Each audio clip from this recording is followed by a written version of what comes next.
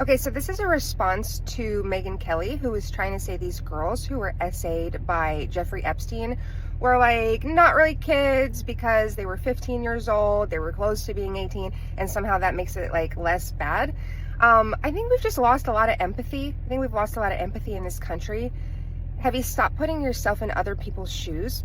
Not only do we all know that these girls are kids, right? At 15 years old, what are you doing? You are supposed to be picking out homecoming dresses. You're supposed to be going to get ice cream with your friends. You are not supposed to be engaging in sexual acts with grown men.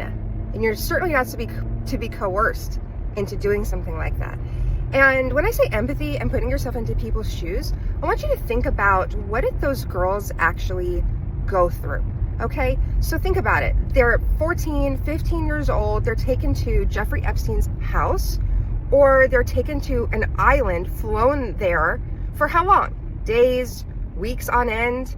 And then what? Not only are they forced to engage in sexual acts with grown men, they're also, how are they being taken care of? What did they eat?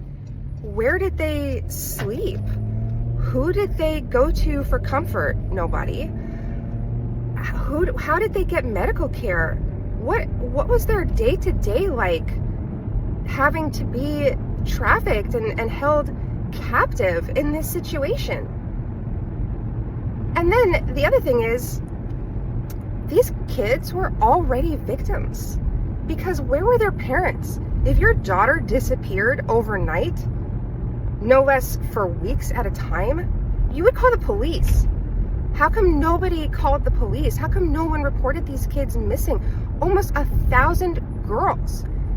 And there was nobody in their lives who cared or even knew that they were gone. So think about what kind of condition they were living in before this even happened.